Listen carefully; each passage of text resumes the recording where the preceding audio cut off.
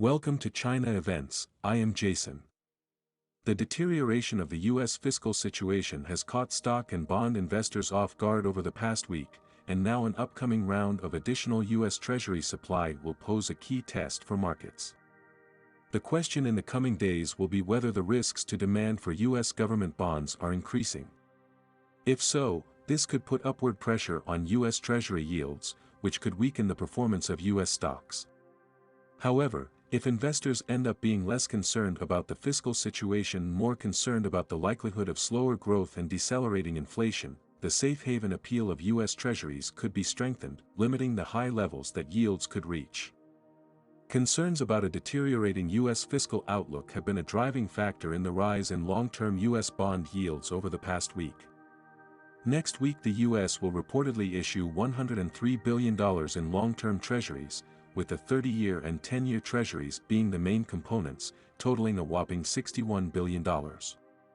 There is also $42 billion in 3-year treasuries. All of these issuances exceeded last quarter's levels, demonstrating the U.S. Treasury's need for debt. Of particular note in this debt issuance program is the growing share of medium and long-term treasuries. This also implies that the U.S. Treasury prefers to borrow for long-term repayment, thereby reducing current fiscal pressures. However, the issuance of long-term treasuries has also raised some concerns. Although the pressure to repay the principal is low at present, it is still unknown how to deal with this debt issue in the next 10 or even 30 years. This relates to the U.S. government's ability in decision-making regarding its future fiscal position, economic development, and debt management. Over time, this debt will have a certain impact on the U.S. finances and economy, requiring the government to take appropriate measures to deal with it. However, for the current Secretary of the Treasury Yellen, this is not something she needs to consider. The future of the United States can afford or renege on the debt or the future. The most urgent is, how to solve the problem of constantly issued U.S. debt sold to whom. Issue so many U.S. bonds, if they cannot be sold, can only continue to raise the yield, then the U.S. financial crisis will become more and more serious. A series of astonishing changes have taken place in the global financial market, which have aroused widespread concern among investors around the world. One of the most dramatic events was the move by more than 120 countries to reduce their holdings of U.S. Treasuries. The impact of this action should not be underestimated, not only to make the global financial landscape has changed abruptly, but also means a global economic map reshuffle. U.S. debt is one of the world's most important safe haven assets. Reduced holdings of U.S. debt will undoubtedly have a huge impact on the U.S. financial market. This behavior has been widely supported globally. The double blow of the U.S. Treasury's massive debt issuance program and Fitch's downgrade of the U.S. sovereign credit rating ignited market concerns about the U.S. financial outlook, and the 5-month-long bull market in the broader market came to a screeching halt, with stocks and bonds falling in tandem. On the other hand, perhaps all of this is inseparable from the Bank of Japan at the end of July raid. After the butterfly effect, the U.S. debt of the big money, Japanese investors to run. U.S. long bonds no one to take over. 2022. Since the second half of the year, the most important holders of U.S. debt, foreign investors on the U.S. debt purchasing power decline. And with the Bank of Japan making subtle adjustments to its target limit range for benchmark Treasury yields. Market speculation about the normalization of monetary policy may exacerbate the risk of funds from the United States back to Japan, making the price of U.S. bonds under further pressure.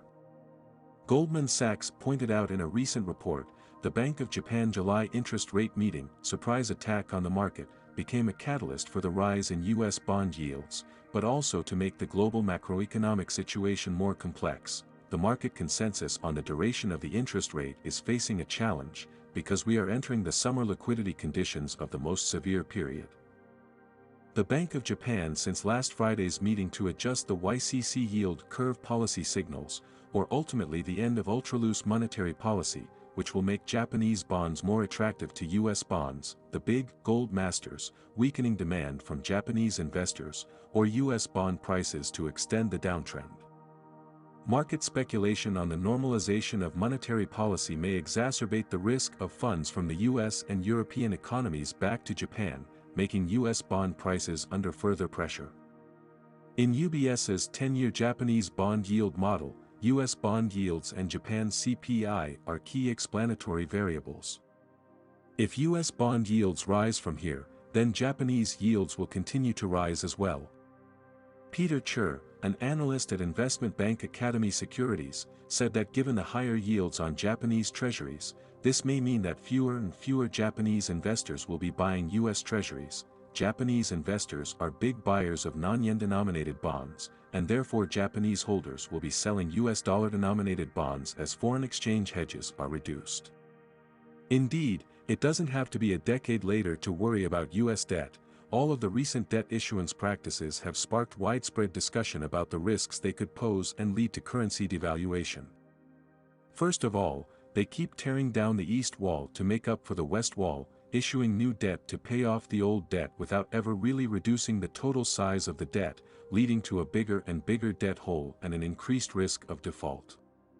The result of this approach is that the U.S. government keeps postponing decisions to face the debt problem, leaving the problem to future governments and future taxpayers to solve. This short-sighted behavior will only exacerbate the debt crisis and have a serious impact on the U.S. economy and the global financial system. Second, the U.S. government's policy of overissuing money has also exacerbated the debt problem. By constantly increasing the money supply, they tried to alleviate the pressure of debt repayment. However, this approach has led to a decline in the dollar index, further exacerbating the debt problem. The dollar's currency status was threatened, creating uncertainty for both the U.S. economy and global financial markets. A devalued dollar makes it more expensive for the U.S. to purchase imports, exacerbating inflationary pressures and undermining the purchasing power of the American people. The U.S. government's rogue approach to debt brings risk and uncertainty to the economy and the financial system. It also increases the risk of U.S. debt and a decline in the creditworthiness of the U.S. dollar. The most practical and effective way for Yellen today is to move the debt crisis as quickly as possible. With the inflation that has affected the world in the past few years, as well as Europe, the United States and other developed economies continue to raise interest rates, there are a number of countries that have already experienced a crisis of economic collapse, which has become a good opportunity for the U.S. to transfer the debt. Some of the most important ones to watch out for include Sri Lanka, Myanmar, Turkey, Pakistan, Egypt, and the Czech Republic. Some of these countries are facing high levels of inflation, some are facing constant exchange rate depreciation, and some are experiencing a crisis in their foreign exchange reserves. There are a number of other Asian, African, and Latin American countries that are also carefully dealing with their economic woes. For Yellen, of course, she is more worried about two former allies, Japan and the United Kingdom, which are constantly selling U.S. debt. These two countries currently hold about $2,000 billion of U.S. debt in their hands once they choose to liquidate it. The entire U.S. bond market could collapse as a result.